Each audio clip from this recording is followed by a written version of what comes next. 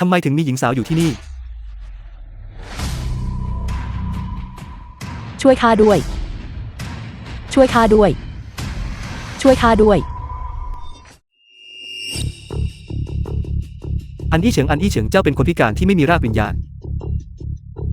ในถิ่นทุรกันดารที่รกร้างนี้เจ้ายังอยากเล่นเป็นผู้ใจบุญอีกหรือคุณชายอย่าไปเลยช่วยข้าด้วย ช่วยข้าด้วยอันอี้เฉิงเจ้าเป็นมนุษย์อยู่หรือไม่อากาศเริ่มมืดแล้วการเห็นนางกำลังจะตายแล้วไม่ช่วยชีวิตเช่นนี้ก็ไม่ต่างอะไรกับการพรากชีวิตนางด้วยตัวเองคุณหนูThe film was translated and คุณชาย narrated by M Media. คุณชายมาช่วยข้าหรือว่าท่านมาเอาชีวิตข้ากันแน่แน่นอนว่าข้ามาเพื่อช่วยชีวิตท่านคุณหนูแต่ถ้าหากคุณหนูเป็นคนอกตัญญูก็ถือว่าข้าโชคร้ายไปก็แล้วกันแม่นางท่านมาอยู่ที่นี่ได้อย่างไรเหตุใดท่านถึงบาดเจ็บสาหัสขนาดนี้คุณชายมาจากที่ใดคุณชายท่านช่วยหาเสื้อผ้าชุดอื่นให้ข้าได้หรือไม่แน่นอนหนาว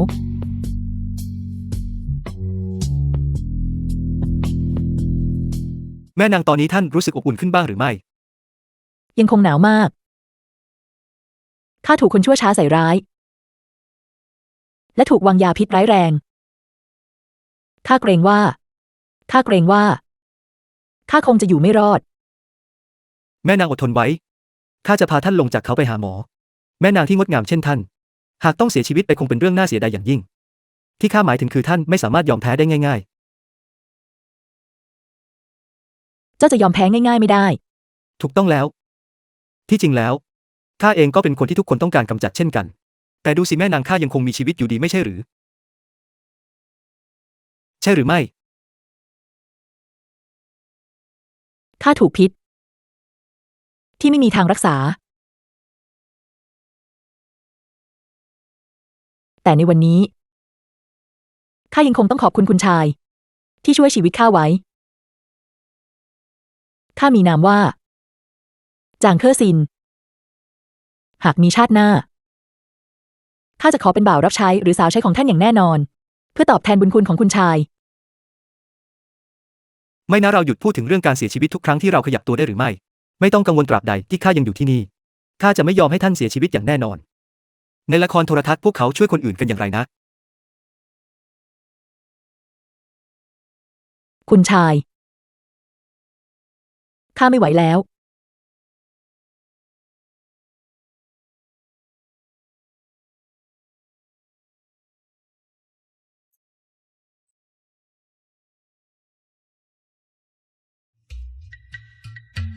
ข้าทำเช่นนี้เพื่อช่วยท่านข้าไม่ใช่คนชั่วข้าเป็นสุภาพบุรุษผู้มีคุณธรรมเอาไว้แบบนี้ก่อนแล้วกันข้าเป็นสุภาพบุรุษผู้มีคุณธรรมเอาไว้แบบนี้ก่อนแล้วกัน The film was คุณชาย translated and narrated by M Media. คุณชายกำลังทำอะไร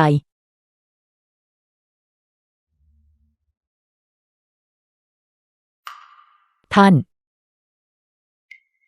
ฟังข้าอธิบายฟังคำอธิบายของข้าคนสารเลวเจ้าคนสารเลวไม่ใช่เช่นนั้นแม่นางข้าทำทั้งหมดนี้เพื่อช่วยท่านโปรดตรวจสอบร่างกายของท่านก่อนคุณชายจำเป็นต้องล้อเล่นกับข้าเช่นนี้ด้วยหรือหากท่านต้องการช่วยข้าอย่างแท้จริงเหตุใดท่านจึงต้องฉวยโอกาสในยามที่ข้ากำลังลำบากและกระทำการอันน่ารังเกียจเช่นนี้ไม่แม่นางต่อให้ข้าเป็นคนชั่วที่หื่นกามตอนนั้นท่านก็หมดสติไปแล้วข้าจะมีความคิดร้ายต่อท่านได้อย่างไรท่านต้องเชื่อข้าคุณชายเลิกพูดล้อเล่นกับข้าได้แล้วฉันแม้ว่าคุณชายจะเป็นคนลามกน่ารังเกียจและไร้ยางอายแต่วันนี้ข้าก็ยังคงต้องขอบคุณคุณชายที่ให้ข้ายืมเสื้อคลุมตัวนอกของท่านนับจากวันนี้เป็นต้นไปเราทั้งสองฝ่ายไม่ติดค้างอะไรกันอีกเราแยกทางกันตรงนี้เถิด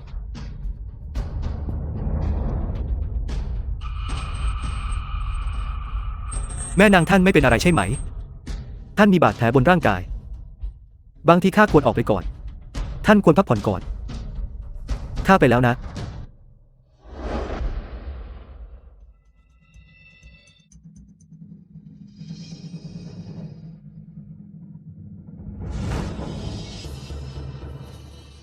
ระดับกลั่นปราณขั้น7ระดับกลั่นปราณขั้น8ระดับกลั่นปราณขั้น9ขั้นสร้างฐานสมบูรณ์แกนทองคำทะลวงแกนทองคำสมบูรณ์ข้าทะลวงผ่านได้จริงหรือนี่มันวิชาท้าทายสวรรค์ประเภทใดกันแน่คุณชายท่านเป็นใครกันแน่นั่นเกี่ยวอะไรกับข้านั่นไม่สำคัญสิ่งที่สำคัญคือแม่นางตอนนี้ท่านเชื่อข้าแล้วหรือยังข้าเพียงต้องการช่วยท่านอย่างแท้จริงและไม่ได้มีความตั้งใจที่จะล่วงเกินท่านแม้แต่น้อยคุณชายเพียงเพื่อช่วยข้าเท่านั้นไม่มีความตั้งใจอื่นใดอีกแล้วหรือนั่นถูกต้องแล้วข้าสาบานต่อสวรรค์ได้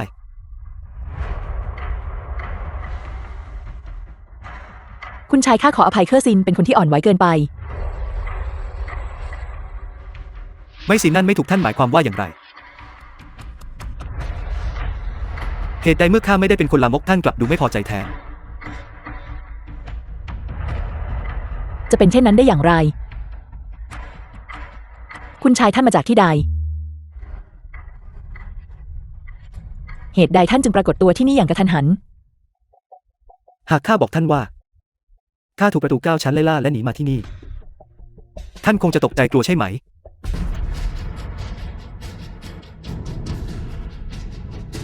กำจัดอันนี้เฉินทุกท่านสิทธิพี่สิทธิน้องผู้สูงศักดิ์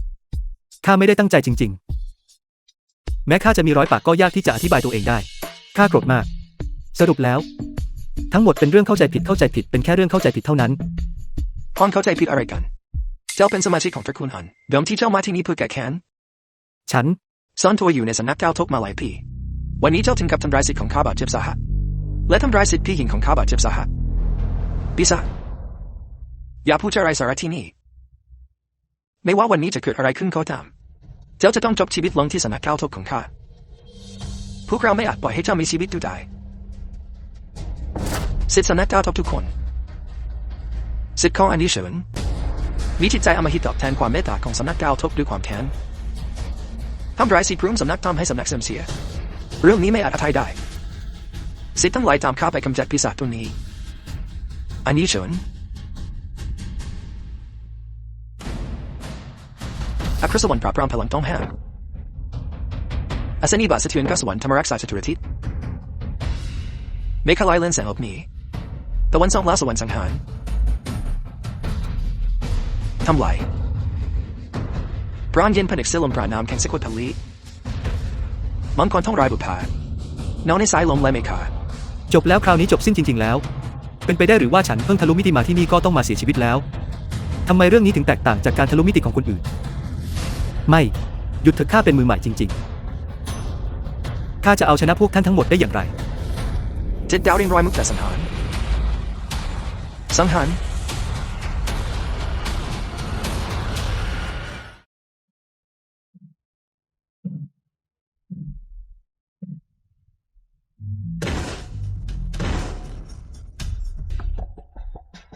ข้ามาเยี่ยมญาติแต่ไม่รู้ว่าทำไมทันทีที่ข้ามาถึงยอดเขานี้ข้าก็หลงทาง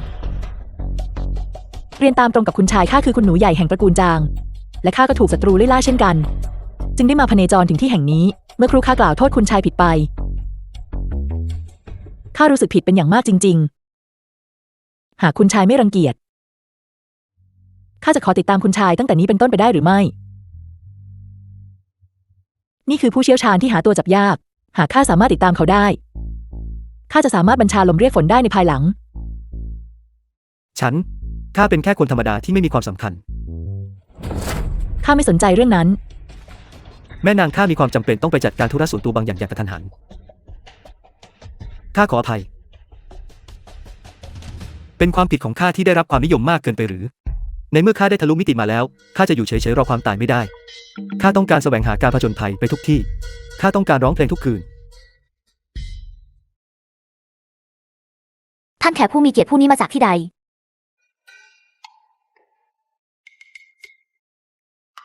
เหตุใดข้าถึงมาลงเอยที่แห่งนี้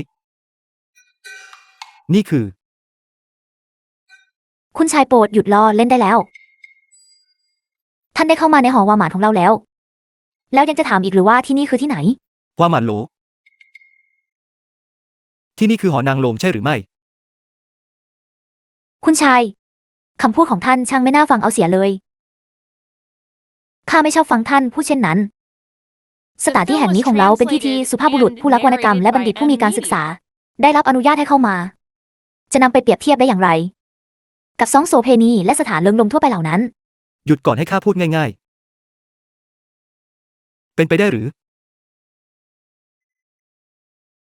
เช่นนั้นท่านก็มาถึงในเวลาที่เหมาะสมอย่างแท้จริง สถานที่ของเราแห่งนี้กำลังเตรียมการคัดเลือกนางคณิกาเอกคนใหม่ในวันนี้ นางมีความงามระดับชาติและกลิ่นหอมดุจสวรรค์ใบหน้าของนางทำให้ดอกไม้ต้องละอายและดวงจันทร์ต้องหลบซ่อนสตรีผู้นี้ ยากที่จะได้มาแม้ด้วยทองคำพันช่างท่านไม่ควรพลาดสิ่งนี้โดยเด็ดขาด ราชินีคณิกา ท่าน หากท่านสนใจข้าจะเรียกสาวให้เข้ามาหา ท่านคิดว่าอย่างไร ไม่จำเป็น ข้าเป็นสุภาพบุรุษผู้ซื่อตรง รอสักครู่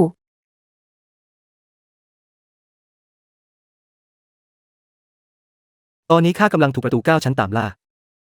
การซ่อนตัวอยู่ที่นี่บังเอิญเป็นวิธีที่สมบูรณ์แบบในการซ่อนตัวของข้า ไม่ว่าในกรณีใดการที่ข้าเข้ามาที่นี่ ไม่ใช่เพื่อมาชื่นชมสตรีที่งดงามอย่างแน่นอน นี่ช่างเป็น สวรรค์อย่างแท้จริง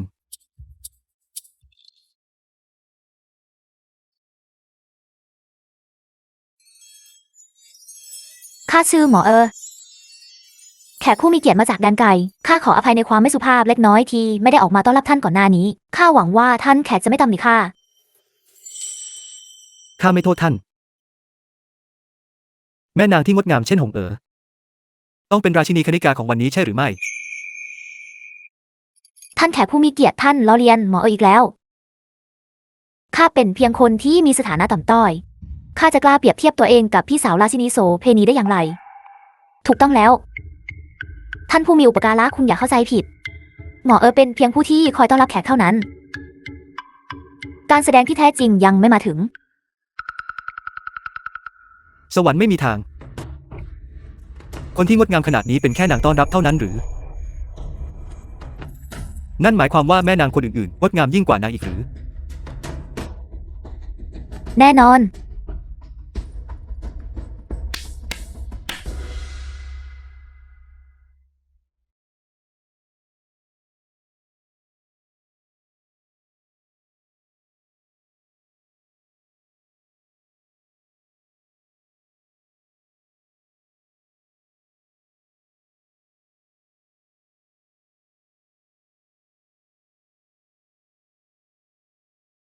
โอ้พระเจ้า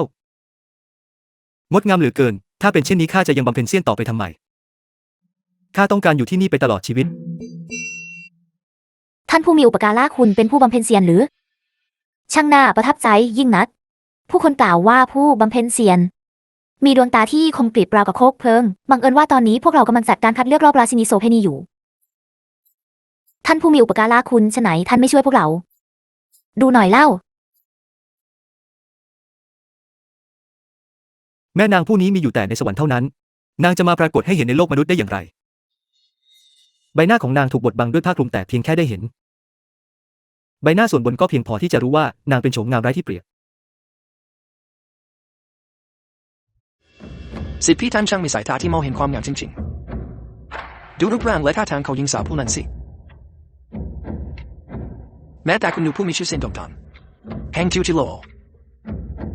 ก็ยังต้องยอมแพ้โดยสมัครใจ จริงด้วย หากไม่มีเรื่องไม่คาดฝันเกิดขึ้นในคืนนี้หญิงสาวผู้นี้ จะต้องเป็นราชินีดอกไม้ที่คู่ควรที่สุดในค่ำคืนนี้อย่างแน่นอน ท่านสุภาพบุรุษทลายบอกข้าทีว่าวันนี้ใครท่านแน่ ที่จะได้ครอบครองหัวใจของสาวงามผู้นี้ น่าเสียดายที่น้องชายผู้นี้มีเงินไม่พอในวันนี้เชิญท่านสุภาพบุรุษตามสบาย ผู้มีความสามารถเท่านั้นที่จะชนะ ท่านเต่าท่านคิดอย่างไร ข้าก็รู้สึกเช่นนั้น แม่นางผู้นี้สมควรเป็นราชินีดอกไม้ประจำค่ำคืนนี้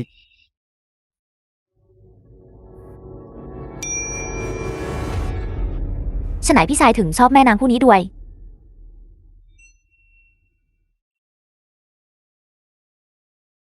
นี่เหมือนกับว่าข้าชอบนางนะแต่ The ข้าก็ film ขาด was แคลนเงินทุนด้วย translated and narrated by M Media. ไม่มีอะไรหากท่านชอบนาง ข้าถงยีจะมอบค่ำคืนแรกของแม่นางผู้นี้ให้แก่ท่าน ทงอีเจลมอีนได้ถึงขนาดนี้เชียวหรือถูกต้อง จริงหรือ จริงหรือ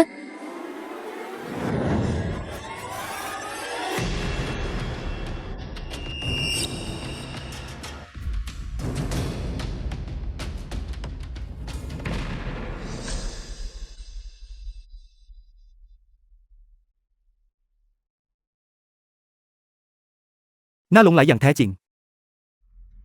ยอมตายใต้ดอกโบตัน แม้เป็นผีก็ยังคงสง่างาม อันนี้เฉิง ครั้งนี้ข้าจะต้องเอาชีวิตเจ้าด้วยมือของข้าเอง เพื่อแก้แค้นให้คู่มั่นของข้า คุณชาย ขอให้บ่าวผู้นี้ได้ปฏิบัติคุณชายอย่างดี ให้บ่าวผู้นี้ช่วยคุณชายถอดเสื้อคลุมและพักผ่อนเถิด นี่ไม่ค่อยถูกต้องนัก เรื่องนี้ข้าจะกล้ารบกวนแม่นางได้อย่างไร มันไม่เหมาะสมตรงไหนกัน ถงอี้กำชับข้ามาโดยเฉพาะ คืนนี้ขอให้บ่าวผู้นี้ ได้ปฏิบัติคุณชายอย่างดี ท่านไม่ควรอนุญาตให้ข้าชื่นชมใบหน้าของท่านด้วยหรือ รีบอะไรกัน แสงเทียนยังสว่างอยู่เลย แสงเทียนยิ่งสว่างยิ่งมองเห็นชัดเจน ก็ได้คืนฤดูใบไม้ผลิช่างสนนัก คุณชายพร้อมแล้วหรือยัง ข้าพร้อมแล้ว ข้าเตรียมพร้อมแล้ว แต่บ่าวผู้นี้ยังไม่พร้อมเลย คุณชายคงไม่ได้ขาดความรู้สึกโรแมนติกขนาดนั้นกะมัง ความงามของข้า ท่านอยากทำอะไรก็ทำได้เลย ข้าจะยอมทำตามที่แม่นางต้องการทุกอย่าง คุณชายพูดความจริงหรือ บ่าวผู้นี้ทำอะไรก็ได้หรือ ถ้าอย่างนั้นแล้ว ข้าต้องการชีวิตของคุณชายเรา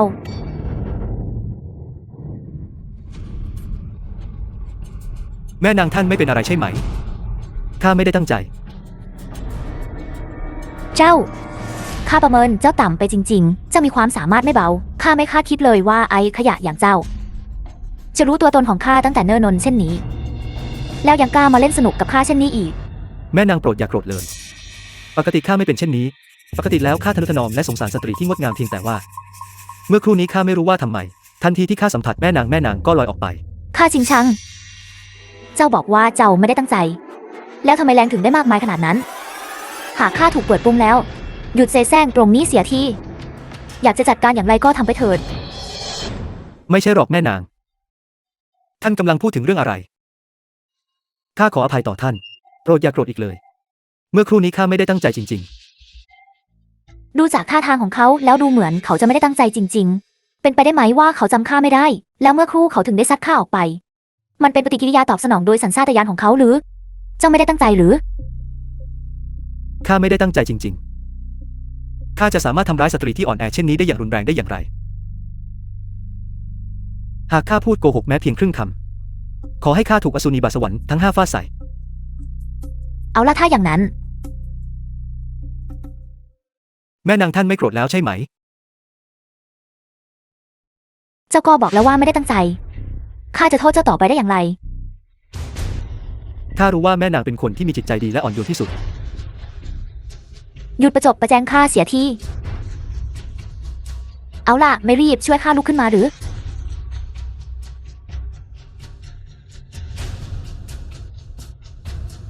แม่นางข้าขอโทษจริง ๆ เมื่อครู่นี้ข้าไม่ได้ตั้งใจจริง เช่นนั้น เจ้าทำข้าบาดเจ็บเช่นนี้ เจ้าวางแผนจะชดเชยให้ข้าอย่างไร ๆ เพียงแค่แม่นางเอ่ยปาก ข้าจะทำทุกอย่างที่ท่านต้องการ ข้าจะเชื่อฟังท่านโดยสิ้นเชิง จริงหรือ เช่นนั้นเจ้าบอกข้าได้หรือไม่ว่าทำไมทันทีที่ข้าเข้าใกล้เจ้า เจ้าถึงได้ซัดข้าออกไปทันที เจ้าอาจจะมีของวิเศษบางอย่างอยู่หรือเปล่า The film was translated and ข้าจะมีสมบัติ narrated เซียน by ได้อย่างไร M Media. ข้าเป็นแค่ขยะที่ไม่มีรากวิญญาณ สิ่งที่เกิดขึ้นเมื่อครู่นี้เป็นอุบัติเหตุโดยสมบูรณ์จริง ๆ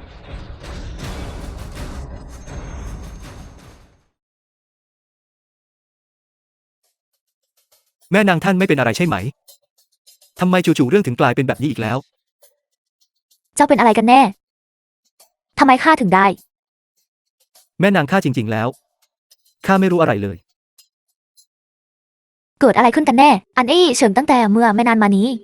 ถูกตะปูดูดกลืนวิญญาณที่ประตูเกาชั้นซัดเข้าใส่ ดูเหมือนว่าร่างกายของเขาจะเกิดการเปลี่ยนแปลงบางอย่าง ดูเหมือนว่าด้วยความสามารถในปัจจุบันของข้าเกรงว่าจะไม่สามารถรับมือกับเขาได้ แม่นางท่านไม่เป็นอะไรใช่ไหม อย่าแต่ต้องข้า เจ้าคิดจะทำร้ายข้าหรือ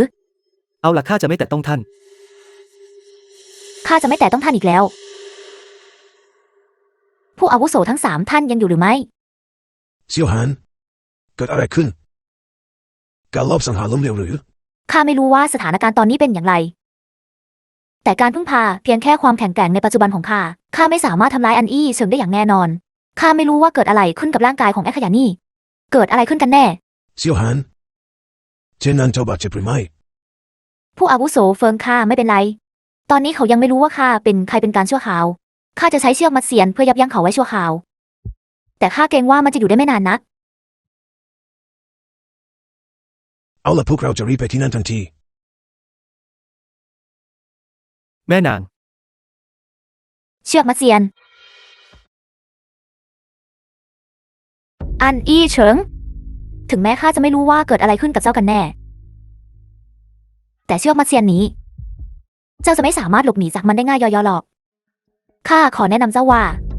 ให้หยุดเปลืองพลังงานของเจ้าเสีย แม่นาง ตอนนี้ท่านไม่เป็นอะไรแล้ว อันอี้เฉิง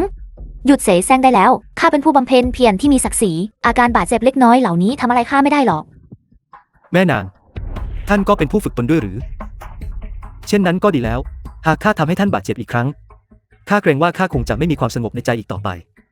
หยุดทำตัวเสแสร้งตรงนี้เสียที่ หญิงสาวผู้นี้สบายดีอย่างยิ่ง ตั้งแต่วันที่ข้าเกิดมา ข้าไม่เคยสบายดีเท่าตอนนี้มาก่อนเลย ในทางกลับกันเจ้าควรจะมองให้ชัดเจน ถึงสถานการณ์ของเจ้าเอง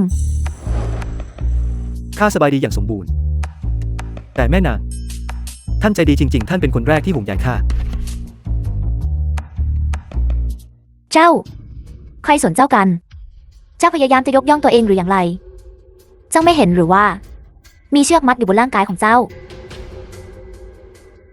ท่านกำลังพูดถึงเรื่องนี้อยู่หรือ ไม่เป็นไรหรอกแม่นาง แม้ว่าท่านจะไม่มัดข้าไว้ ข้าก็จะไม่เคลื่อนไหวอย่างประมาท คงไม่ดีแน่หากข้าเผลอทำร้ายท่านอีกครั้ง หัวของเจ้ามีปัญหาหรืออย่างไร มาถึงจุดนี้แล้ว เจ้ายังไม่รู้ว่าข้าเป็นใครอีกหรือ แม่นางข้าไม่รู้จักท่านจริง ๆ วันนี้เป็นครั้งแรกที่ข้าได้พบท่าน ถ้าอย่างนั้นก็มองดูให้ดี ว่าข้าเป็นใครกันแน่ หนาน คุณหนูใหญ่หนานกง ทำไมถึงเป็นเจ้าอีกแล้ว อะไรนะ เจ้าคิดโจริงหรือว่าเจ้า จะได้ใช้เวลาค่ำคืนกับหญิงสาวที่หวาม่านโหล สัมผัสค่ำคืนแห่งฤดูใบไม้ผลิข้าชิงชัง เจ้าฝันสวยงามเกินไปแล้ว ข้าว่าคุณหนูใหญ่ ทำไมเจ้าถึงวิ่งออกมาหาเรื่องข้าอีกแล้ว นางคณิกาผู้นางงามของข้า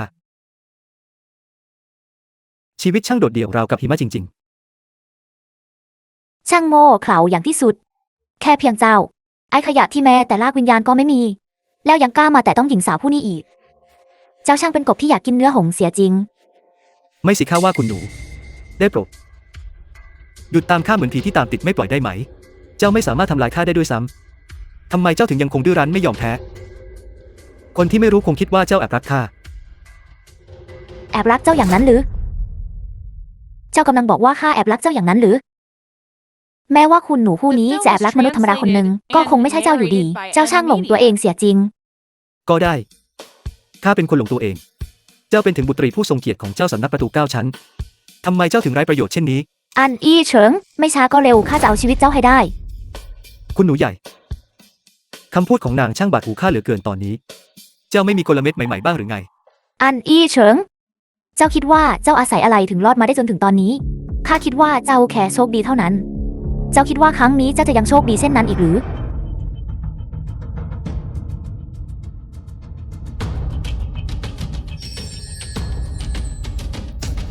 อันนี้เชิงให้ปีศาจอย่าได้ยินโซไปหน่อยเลยนิกายข้าบรรพตของข้าจะต้องชำระล้างสำนักอย่างแน่นอน พวกเราต้องการให้เจ้าปีศาจตัวนี้ชดใช้ วันนี้คือวันที่เจ้าจะต้องตาย สวรรค์ช่างเป็นกระบวนทัพที่ยิ่งใหญ่เช่นนี้เชียวหรือ ไม่สิท้ายที่สุดแล้วข้าทำบาปอะไรไว้กันแน่ ที่ทำให้ประตู9ชั้นของเจ้าตามล่าข้าอย่างไม่ลดละเช่นนี้ อันอี้เฉิง ครั้งก่อนนั้นเจ้าแค่โชคดีแต่ในวันนี้ ข้าสงสัยว่าเจ้าจะหนีรอดไปได้ ข้าเห็นว่าไอเด็กคนนี้ไม่มีราวิญญาณและภายในร่างกายของเขา ไม่มีร่องรอยของความผันผวนของพลังวิญญาณเลยความจริงที่ว่าเขายังมีชีวิตอยู่จนถึงตอนนี้เป็นเพียงเพราะโชคช่วยเท่านั้นคำพูดเหล่านี้เป็นความจริงอย่างยิ่งเหตุผลที่ปีศาจตัวนี้สามารถหลบหนีจากตาข่ายที่ไม่อาจหลีกเลี่ยงของนิกายข้าบรรพตได้เป็นเพียงเพราะพวกเราไม่เคารพปรมาจารย์ผู้ก่อตั้งและได้รับผลกำย้อนกลับทำให้พลังบำเพ็ญเพียรของพวกเราลดลงอย่างรุนแรงซึ่งทำให้ไอเด็กคนนี้รอดตายไปได้อย่างบุดบิดไอเด็กคนนี้กล้าที่จะดูหมิ่นปรมาจารย์ผู้ก่อตั้งของเราคนทรยศกันอยู่เช่นนี้วันนี้ข้าจะปล่อยให้เขามีชีวิตรอดออกไปไม่ได้ดูเด็ดขาด ข้าคิดว่าตอนนี้ข้าเข้าใจชัดเจนแล้ว ไม่ว่าข้าจะทำอะไร พวกเจ้าก็จะไม่ปล่อยให้ข้ามีชีวิตอยู่ อันอี้เฉิง ในที่สุดเจ้าก็ฉลาดขึ้นมาแล้ว น่าเสียดายที่เจ้าจะไม่มีครั้งหน้าอีกแล้ว ผู้เฒ่าทั้ง3ท่านนี้ แต่ละท่านล้วนอยู่ในขั้นสำเร็จใหญ่ช่วงปลาย การเอาชีวิตเจ้าไปนั้นง่ายดายราวกับการปิดชีพมดตัวหนึ่ง ครั้งที่แล้วพวกท่านได้รับบาดเจ็บจากการทนรับผลสะท้อนกลับ นั่นจึงเป็นเหตุผลที่ทำให้เจ้ามีชีวิตรอดอยู่ได้ชั่วคราว ครั้งนี้เจ้าตายแน่นอน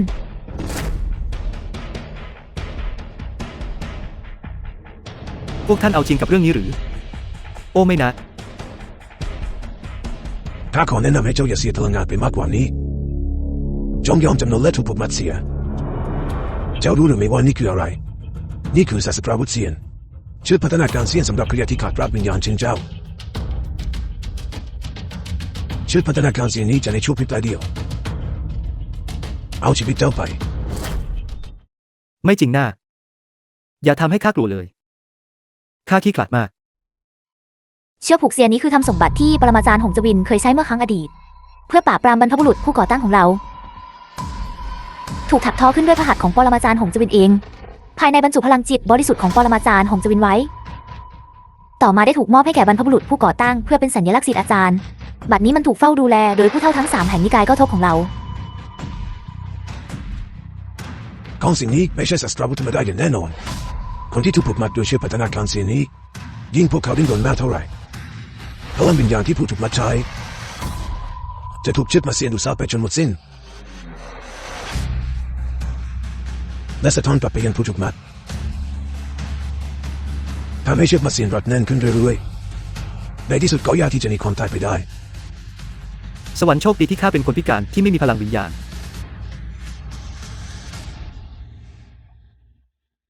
ข้าไม่เคยขอบคุณสวรรค์มากเท่าตอนนี้มาก่อนเลย ท่านผู้เฒ่าทั้ง3พวกเราควรทำอย่างไรดี เจ้าคิดว่าตอนนี้เจ้าปลอดภัยแล้วหรือถึงแม้ว่าเจ้าจะไม่มีพลังวิญญาณนี่ก็ยังคงเป็นของพิเศษของปรมาจารย์ของเจ้าเป็นอยู่ดีไม่ว่าบรรพบุรุษผู้ก่อตั้งจะฉลาดทิ้งได้ในตอนนั้นเขาก็ไม่ได้ใช้พลังวิญญาณเลยแม้แต่น้อย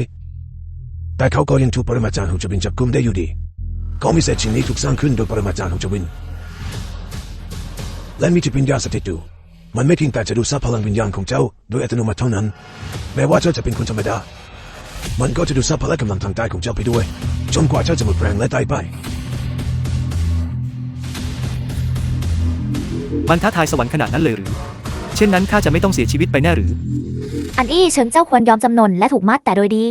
แม้ว่าเจ้าจะมีพรสวรรค์ที่ยอดเยี่ยมเหนือธรรมดา เจ้าก็ไม่สามารถหลบหนีเชือกผูกเซียนนี้ไปได้อย่างแน่นอน ผู้บำเพ็ญเพียรที่ถูกเชือกผูกเซียนดูดพลังจนเหือดแห้ง วิญญาณจะแตกสลายและไม่มีวันได้กลับมาเกิดใหม่ ในที่สุดก็จะสูญสลายไปในสวรรค์และโลกนี้ ท่านอาวุโสท่านพี่ใหญ่ท่านเซียน ข้าเป็นแค่ทหารตัวเล็กๆ พวกท่านจำเป็นต้องทำเรื่องเล็กให้เป็นเรื่องใหญ่ขนาดนี้เลยหรือ ไม่สิเดียวก่อนเวลาตั้งแต่ที่เขาถูกเชือดมาเซียนพัฒนาการก็เกิน15 นาทีไปแล้วทำไมเขายังไม่ได้รับอันตรายเลย ถึงแม้ว่าตอนนี้เขาจะยังไม่เป็นไร อีกไม่นาน เขาก็จะกลายเป็นกองกระดูกแห้ง มันเป็นเพียงเรื่องของเวลาเท่านั้น ท่านอาวุโสหากเขาหนีไม่พ้นทำไมเราไม่พาเขากลับไปที่ประตู9ชั้นเพื่อไต่สวนล่ะก่อนหน้านี้เขาแสดงความไม่เคารพต่อบรรพบุรุษผู้ก่อตั้งทำให้ทุกคนในประตู9ชั้นต้องทนทุกข์ทรมานจากการตอบโต้ของพลังบรรพบุรุษผู้ก่อตั้งและไม่มีใครโชคดีพอที่จะรอดพ้นไปได้มารร้ายผู้นี้สมควรถูกนำตัวกลับไปยังประตู9ชั้นเพื่อถูกตัดสินต่อหน้าทุกคน ผู้เฒ่าสุยพูดได้ถูกต้องอย่างยิ่งไปกว่านั้น อันอี้เฉิงผู้นี้กับข้ามีความแค้นฝังลึกต่อกันข้าจะยอมให้มันต้องตายง่ายยอๆเช่นนี้ได้อย่างไรพาตัวมันกลับไปที่นิกายก็ทบข้าต้องการเอาชีวิตเจ้าด้วยมือของข้าเอง เพื่อล้างแค้นให้กับคู่มั่นของข้า The film was translated เป็นไปได้ไหมว่าครั้งนี้ and ข้าจะไม่สามารถหนี narrated ความตายได้จ by ริงๆ ข้าไม่ใช่บุตรแห่งโชคชะตาหรอกหรือ สวรรค์ ท่านปล่อยให้ข้าข้ามภพมาที่นี่ ท่านกำลังเล่นตลกกับข้าอยู่หรือ ทำไมข้าถึงมีชะตากรรมที่น่าสังเวชเช่นนี้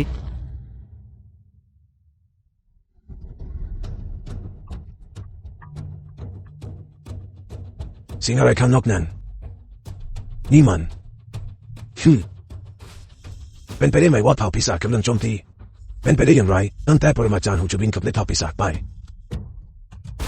เผ่าปีศาจก็ไม่ปรากฏตัวมาอย่างน้อยหลายร้อยปีแล้วทำไมพวกเขาถึงมาปรากฏตัวที่นี่โดยไม่มีการเตือนล่วงหน้าเลย ท่านผู้เฒ่าเรื่องนี้เกี่ยวข้องกับผู้คนทั่วไป เป็นเรื่องร้ายแรงพวกเรายังคงควรไปสืบสวน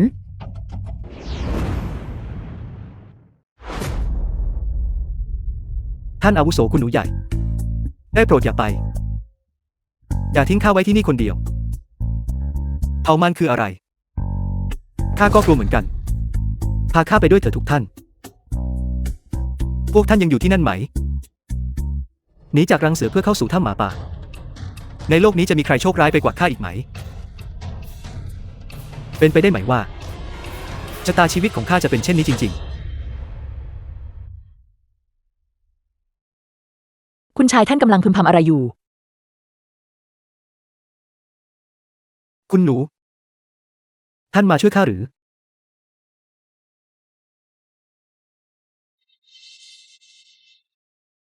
ขอบคุณคุณหนูที่ช่วยชีวิตข้าไว้ ข้าไม่รู้จริงๆว่าจะตอบแทนท่านได้อย่างไร เราไม่ควรชักช้า เราออกจากที่นี่ไปก่อนเถิด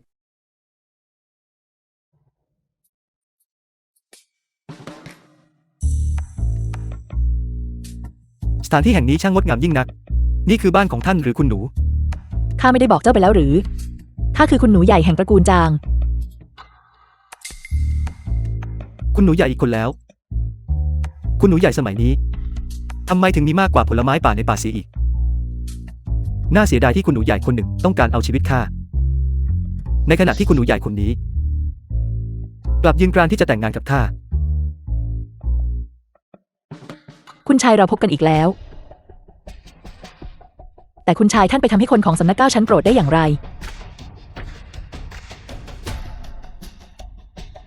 มันเป็นเรื่องยาว มีเรื่องเช่นนั้นด้วยหรือ คนของสำนัก9ชั้นพึ่งพาจำนวนและอำนาจของตนอย่างแท้จริง ท้าทายสวรรค์อย่างอุกอาจกระทำการเยี่ยงทรราชและกดขี่ข่มเหง ไม่เป็นไรข้าก็หนีออกมาได้อยู่ดี แต่เผ่าปีศาจที่คุณหนูกล่าวถึงคืออะไรกันแน่ ทำไมพวกเขาถึงรีบออกไปข้างนอกทันทีที่ได้ยินเรื่องนี้ เผ่ามารประกอบด้วยสิ่งมีชีวิตที่มีสติปัญญาซึ่งเกิดจากพลังงานแห่งความแค้น สิ่งนี้สร้างความเป็นปฏิปักษ์โดยธรรมชาติกับผู้บำเพ็ญเพียรสายธรรมะ คนของสำนัก9ชั้นไม่ว่าจะเย่อหยิ่งเพียงใด หากพวกเขาเผชิญหน้ากับเผ่ามารพวกเขาก็จะไม่ยืนดูอยู่เฉย มันอันตรายมาก เช่นนั้นการที่ข้าอยู่ในห้องนี้ ก็จะถูกเผ่าปีศาจจกลืนกินได้ง่ายๆด้วยหรือ ๆ ไม่มีเผ่ามารคุณชายอย่ากลัวเลยข้าแค่แซงทำเป็นแสดงอยู่ข้างนอก จุดประสงค์คือเพื่อล่อคนของสำนัก9ชั้นออกไป สรุปแล้วก็คือขอบคุณคุณหนู หากไม่ได้คุณหนูช่วยไว้ข้าคงถูกสำนัก9ชั้นจับตัวไปนานแล้ว พวกเขาอาจจะทรมานข้าด้วยซ้ำ ข้าไม่รู้ว่าจะตอบแทนบุญคุณช่วยชีวิตนี้ได้อย่างไร มีคำกล่าวว่าหากไม่รู้ว่าจะตอบแทนบุญคุณช่วยชีวิตได้อย่างไร เหตุใดคุณชายจึงไม่ตอบแทนข้าด้วยการมอบตัวเองเล่า ไม่ได้หรอกคุณหนูจางนี่เป็นเรื่องสำคัญตลอดชีวิตของท่าน จะมองข้ามไปไม่ได้เด็ดขาดไม่ได้เลย ในเมื่อคุณชายช่วยชีวิตเคอาซินไว้เช่นกันดังนั้นเพื่อตอบแทนบุญคุณช่วยชีวิตของคุณชายเคอซินจะตอบแทนท่านด้วยการมอบตัวเอง ไม่ได้คุณหนูโปรดอย่าเลย เช่นนั้นก็ตัดสินใจตามนี้เถิดคุณชายวันนี้ดีกว่ารอวันเลือกสรรเราแต่งงานกันคืนนี้เลยดีหรือไม่ เผ่าปีศาจอะไรกันเห็นได้ชัดว่ามีคนกำลังแสดงละครมีคนจงใจสร้างความวุ่นวายเพื่อรอให้พวกเขาออกไปข้างนอกโดยหวังว่าจะเข้ามาที่นี่และช่วยมาได้พรุ่งนี้น่ารังเกียจพวกเรา4 คนถูกเจ้าเด็กนี่หลอกอีกแล้ว ตอนนี้พวกเราควรทำอย่างไรดี พวกเราจับตัวเขาได้แล้ว แต่สุดท้ายก็ปล่อยให้เขาหนีไปได้ ครั้งหน้าการจับตัวเขาจะยากขึ้นมา อย่าเพิ่งรีบร้อนใครก็ตามที่ถูกเชือดวัดเสียนพัฒนาการจะมีพลังวิญญาณของบรรพบุรุษผู้ก่อตั้งก่อติดอยู่กับตัวเมื่อครูเขาถูกเชือดมาเสียนพัฒนาการไว้อย่างน้อยครึ่งชั่วโมง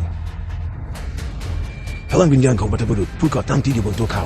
ไม่มีทางที่จะสลายไปได้ในทันทีเราสามารถใช้เวลานี้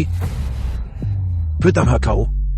ถูกต้องหากเราต้องการจับเขาเราต้องคว้าโอกาสนี้ไว้ The film was translated and narrated by M Media. เราไม่ควรจะช้าเสียวหันตามพวกเรามาวันนี้เราจะต้องนำมันไว้พรุ่งนี้กลับไปยังประตู9ชั้นให้ได้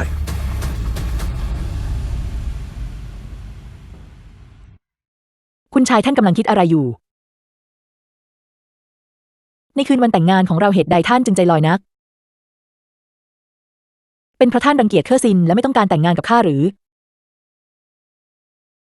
ไม่นั่นคือข้าไม่ได้รังเกียจคุณหนูเพียงแต่ข้ารู้สึกว่าเรื่องราวระหว่างเรามันรวดเร็วเกินไปหน่อยใช่หรือไม่ คุณชายเคอาซินกับท่านได้ให้คำมั่นสัญญาไว้แล้วและทั้ง2 ฝ่ายก็เต็มใจเราจะทำให้โอกาสอันสวยงามและน่ายินดีนี้ต้องผิดหวังได้อย่างไรคุณชายนี่กระดึกแล้วเหตุใดเราไม่เข้าหอแต่งงานกันให้เร็วกว่านี้หน่อยเล่า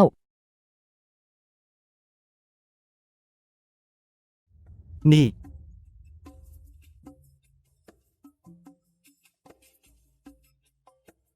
คุณหนูไม่เป็นอะไรใช่ไหม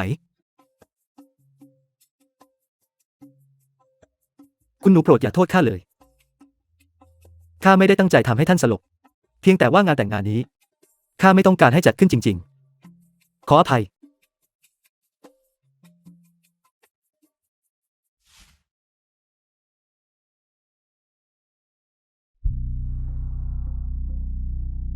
ทำไมถึงไม่มีคนจากตระกูลจางอยู่ที่นี่เลยการทำงานเป็นยามให้ตระกูลจางพวกเขาไม่จำเป็นต้องเข้าเวรยามค่ำคืนหรือช่างเถอะข้าจะเงียบไว้ก่อนทำไมอันอี้เฉิงถึงมีความเกี่ยวข้องกับตระกูลจาง หากตอนนี้ข้าลงมืออย่างหุนหันพลันแล่นและบังเอิญถูกคนจากตระกูลจางจับได้การพาตัวเขาไปจะไม่ใช่เรื่องง่ายข้าหวังว่าจะไม่เจอใครจากสำนัก9ชั้นอีกมิฉะนั้นข้ายอมให้เคอาซินจับตัวไปและบังคับให้เป็นสามีของนางเสียดีกว่าเป็นเช่นนี้นี่เองเป็นเช่นนั้นเองใครอยู่ตรงนั้นไม่ใช่สิ่งที่ไม่สะอาดใช่ไหมอันอี้เฉิงเจ้าเป็นผู้บำเพ็ญเพียรแท้ๆแต่กลับกลัวสิ่งเหล่านี้หรือช่างเถอะข้าจะเงียบไว้ก่อน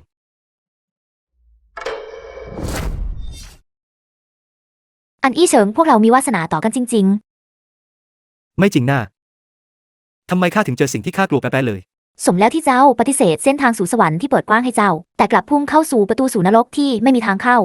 ยิ่งไปกว่านั้นเจ้ายังวิ่งออกมาเองอีกด้วยเช่นนั้นก็อย่าโทษข้าที่ต้องไม่เกรงใจ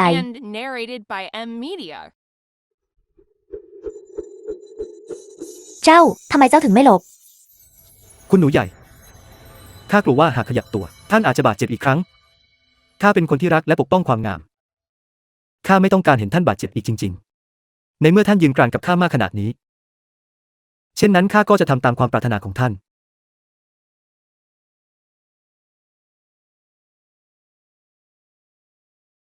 คุณหนูใหญ่อันอี้เฉิงในที่สุดพวกเราก็จับเจ้าได้วันนี้พวกเราจะสะสางความแค้นทั้งเก่าและใหม่ทั้งหมดเชิญท่านพ่อของข้ามาที่นี่ใช่นี่คืออันอี้เฉิงเขาถูกจับตัวกลับมาจริงๆเขาไม่มีพลังบำเพ็ญแม้แต่น้อยร่างกายของเขาไม่แข็งแกร่งเท่าคนธรรมดาที่ไม่บำเพ็ญที่ด้วยซ้ำคงจะแปลกถ้าเขาไม่ถูกจับตัวกลับมา ถูกแล้วยิ่งกว่านั้นข้าได้ยินมาว่าครั้งนี้ผู้อาวุโสสันธานและสิทธิพี่ยิงนานคมได้ไปจับกุมเขาด้วยตนเองด้วยการจัดกำลังเช่นนี้หากเขาคิดจะหนีมันคงเป็นเรื่องยากที่เขาจะหลบหนีไปได้เซียวหานท่านเรียกข้ามาที่นี่อย่าเร่งโดยทำไม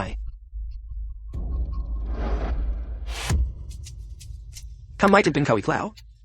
ใครกันแน่ที่เชิญพระพุทธรูปองค์ใหญ่นี้กลับมาอีกครั้งหนุ่มนายเจ้าถูกปล่อยตัวไปแล้ว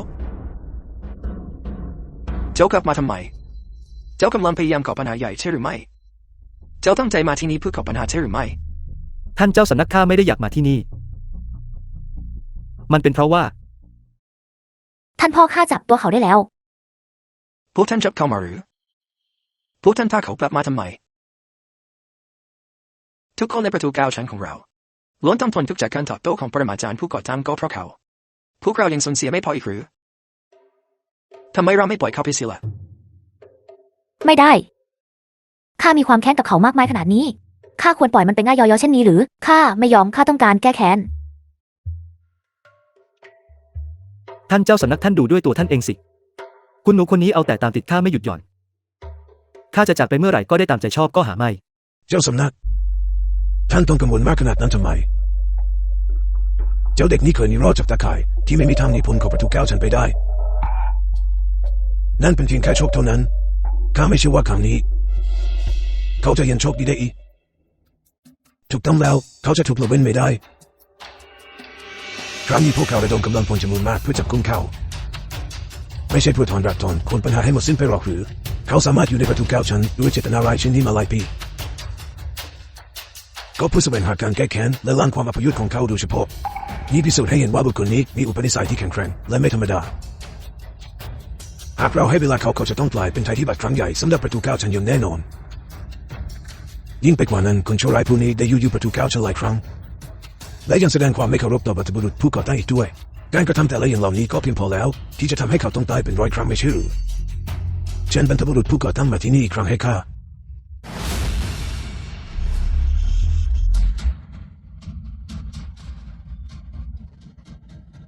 อันอี้เฉิงความแค้นส่วนตัวระหว่างเจ้ากับข้าพวกเราจะไม่พูดถึงมันที่นี่ในวันนี้ คุณหนูผู้สูงศักดิ์ระหว่างเรามีความแค้นส่วนตัวอะไรกันหรือข้าไม่เคยยั่ววนท่านเลยตรงกันข้ามท่านต่างหากที่เอาแต่ตามติดข้าไม่หยุดหย่อนเกี่ยวกับเรื่องนี้พวกเขากล่าวว่าการที่หญิงสาวจะตามจีบชายหนุ่มนั้นง่ายดายราวกับพลิกฝ่ามือแต่ท่านไม่ควรเกาะติดข้าเหมือนปลิงที่หิวโหย อันอี้เฉิงเจ้ากำลังพูดเรื่องไร้สาระอะไรอยู่ใครจะมาสนใจและตามเจ้ากันเจ้าหุบปาก ฉัน อันนี้เฉินเจ้าต้องโต้เถียงกับสิทธิพี่ยิงของข้าอยู่ตลอดเวลาเลยหรือวันนี้อย่าแม้แต่จะฝันว่าจะรอดชีวิตและออกจากประตู9 ชั้นไปได้ฉันคนชั่วอันนี้เฉินเจ้าได้อยู่สำนัก9 ชั้นของข้าซ้ำแล้วซ้ำเล่าดูหมิ่นปรมาจารย์ผู้ก่อตั้งของข้าและก็อาชญากรรมร้ายแรงวันนี้ข้าจะต้องทำให้เจ้าชดใช้ในราคาที่เหมาะสมอย่างแน่นอน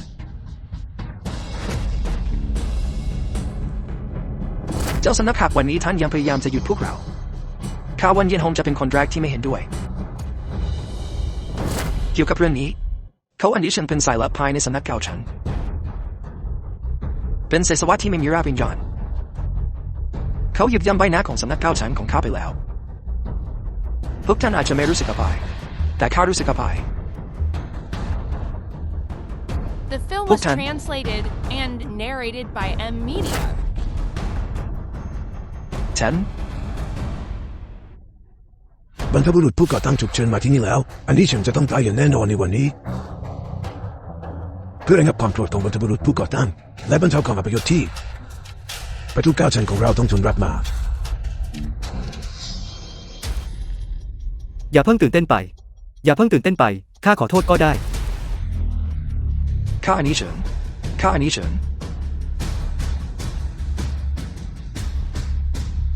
ท่านอาจารย์ใครเรียกข้าว่าอาจารย์อย่างไรเสียเจ้าก็กำลังจะเสียชีวิตอยู่แล้วอะไรนะเจ้ามีความเสียใจสุดท้ายที่อยากจะกล่าวออกมาหรือไม่นี่พวกเจ้าได้ยินท่านปรมาจารย์ผู้ก่อตั้งของพวกเจ้าพูดหรือไม่เป็นไปได้ไหมว่าท่านปรากฏตัวขึ้นอีกครั้งเป็นเช่นนั้นได้อย่างไรปรมาจารย์ผู้ก่อตั้งไม่ได้แสดงกายมาหลายปีแล้วทำไมวันนี้ท่านถึงได้จู่ๆท่านอาจารย์โปรดหยุดฟังเรื่องไร้สาระของเขาเถิดแม้ว่าปรมาจารย์ผู้ก่อตั้งจะปรากฏตัวจริง ทำไมมีแค่เขาที่ได้ยินมีคนมากมายอยู่ที่นี่ทำไมไม่มีใครได้ยินอะไรเลยเจ้าได้ยินหรือไม่ไม่ข้าไม่ได้ยินเขาพูดจาเหลวไหลอย่างชัดเจนเขากำลังพยายามถ่วงเวลาอยู่หรือหยุดพูดจาเหลวไหลที่นี่เดี๋ยวนี้ถูกต้องแล้วไอ้หนูเจ้าอ้างว่าเจ้าได้ยินรูปพันธ์ของปรมาจารย์ผู้ก่อตั้งพูดถ้าเช่นนั้นเขาบอกพวกเรามาว่าปรมาจารย์ผู้ก่อตั้งที่ปรากฏกายออกมานั้นพูดว่าอย่างไรหากเจ้าไม่สามารถบอกพวกเราได้ข้าจะเอาชีวิตเจ้าทันที ข้าได้ยินท่านปรมาจารย์ผู้ก่อตั้งของพวกเจ้าพูดจริงๆท่านถึงกับเรียกข้าว่าอาจารย์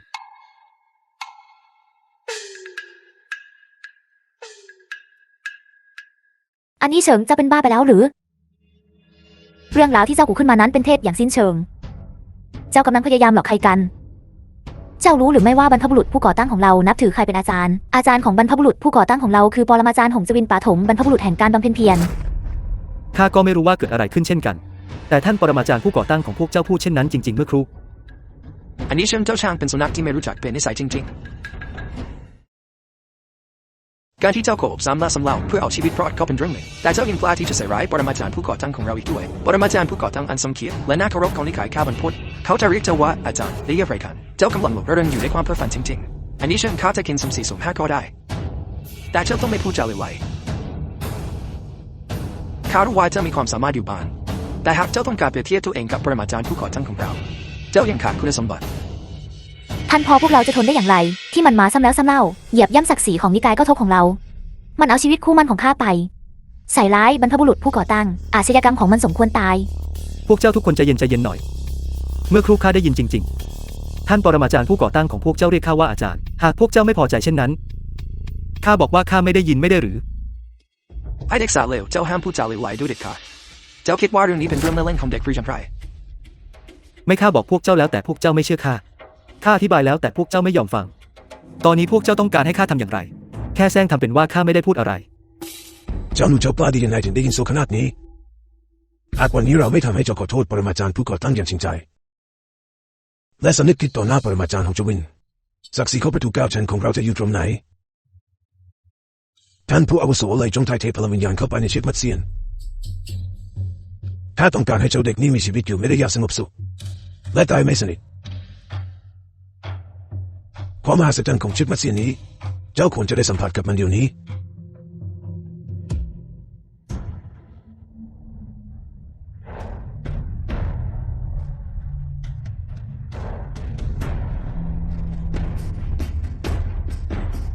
เจ้ายังไม่รู้ถึงพลังที่แท้จริงของเชือกผูกเซียนนี้ใช่หรือไม่เหตุผลที่เชือกผูกเซียนนี้ถูกเรียกว่าเชือกผูกเซียนไม่ใช่เพียงเพราะผู้ที่ถูกมัดด้วยมันจะพบว่าเป็นการยากที่จะหลบหนีแต่ยังเป็นเพราะผู้ใช้เพียงแค่ต้องถ่ายเทพลังจิตวิญญาณเข้าไปในนั้นและเชือกผูกเซียนก็จะรัดแน่นขึ้นเรื่อยๆแข็งแกร่งขึ้นเรื่อยๆผู้หญิงท่านแซงทำเป็นว่าข้าไม่ได้พูดอะไรไม่ได้หรือ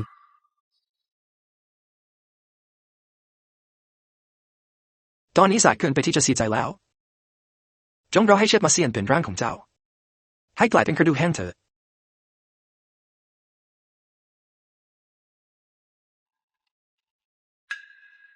เจ้าทนระดับนี้ไม่ได้ด้วยซ้ำหรือเป็นไอ้ขยะจริงๆ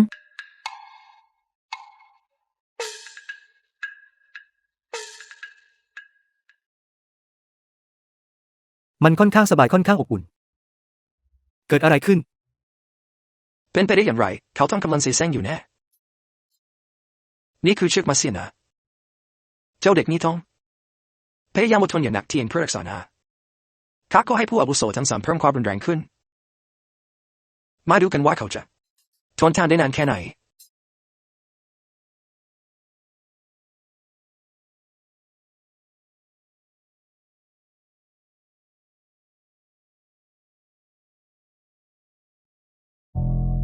มันไม่เจ็บจริงๆหรือเป็นไปไม่ได้แดนเซียนของพวกท่านก็มีสินค้าปลอมคุณภาพต่ำด้วยหรือเชือกมัดเซียนนี่มีแค่นี้เองหรือไอเด็กเน่าเจ้ายังกล้าโทษอีกหรือข้าอยากจะดูว่าเจ้าจะทนรับได้มากแค่ไหน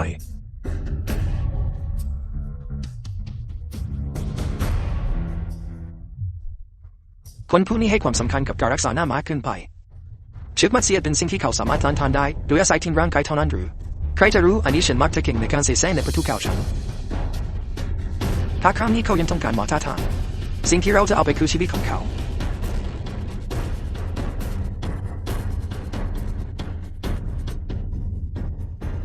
ท่านผู้อาวุโสเกิดอะไรขึ้นกับเชือกผูกเซียนทำไมมันถึงปล่อยอันอี้เสง เกิดอะไรขึ้นข้าไม่สามารถควบคุม The เชือก film พัฒ was นาการเสียงนี้ได้อีก translated ต่อไปแล้ว and narrated by M Media.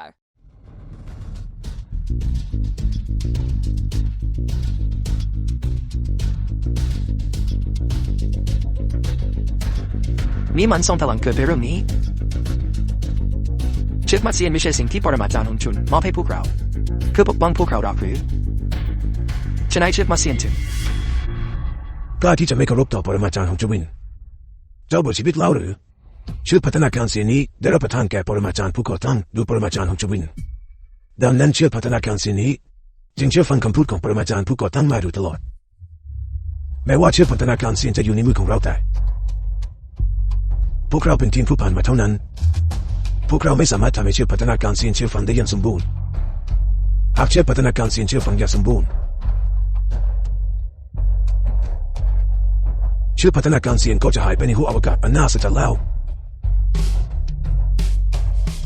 เกิดอะไรขึ้นกันแน่ปรมาจารย์ผู้ก่อตั้งต้องกดแค้นเป็นแน่ฉะนั้นเชือกมัดเสียนจึงหยุดทำงานกระทันหัน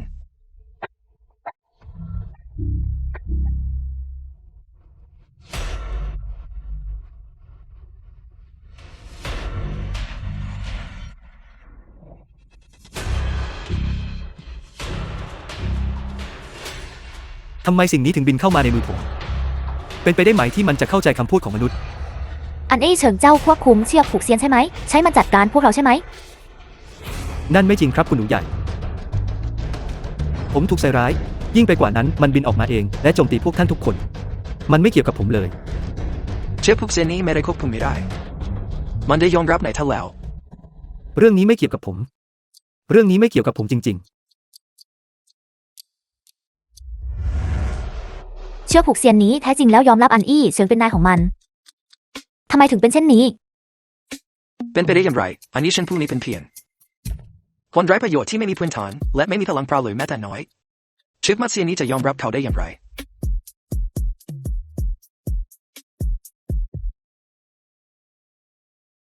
การที่เชือกผูกเซียนจะยอมรับคุณชายอันหรือไม่ เป็นเรื่องของสำนักก้าวชั้นฟ้าของพวกท่าน แต่คนของสำนักก้าวชั้นฟ้าของพวกท่าน บุกรุกเข้ามาในบ้านตระกูลจางของข้าโดยไม่ได้รับอนุญาต และพาตัวสามีของข้าไป พวกท่านไม่ควรให้คำอธิบายที่สมเหตุสมผลแก่ข้าหรือ คุณผู้ใหญ่จังท่านมาที่นี่ทำไม ข้าถูกศัตรูซุ่มโจมตีและเกือบเอาชีวิตไม่ร The อด film was translated and คุณชายอันผู้นี้ narrated อันอี้ by เฉิง M Media. เป็นผู้ช่วยชีวิตข้าไว้ คุณชายอันกับข้าต่างก็เป็นดวงจิตที่ผูกพันร่วมทุกข์ร่วมสุขกันมา แต่คนของสำนักก้าวชั้นฟ้าของพวกท่านนี่คืนวันแต่งงานอันยิ่งใหญ่ของข้ากับคุณชายอัน กลับลักพาตัวคุณชายไปอย่างรุนแรง สมกับเป็นสำนักใหญ่จริง ๆ ที่หญิงโยโสหังถึงเพียงนี้ บังอาจและเผด็จการ คุณผู้ใหญ่จากเจ้าสำนักผู้นี้ไม่ทราบเรื่องนี้จริงๆแต่ประตูเก้าชั้นของเรานั้น เป็นผู้นำของสำนักบำเพ็ญฝ่ายธรรมะอันทรงเกียรติเรื่องการขโมยสามีของผู้อื่นพวกเราจะไม่ทำอย่างแน่นอน คุณชายไปกันเถอะ ๆ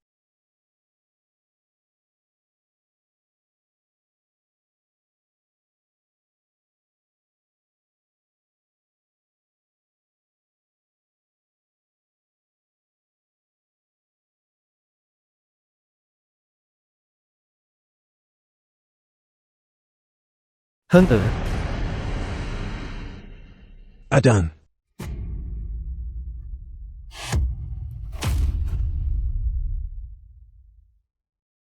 นี่มันเกิดอะไรขึ้น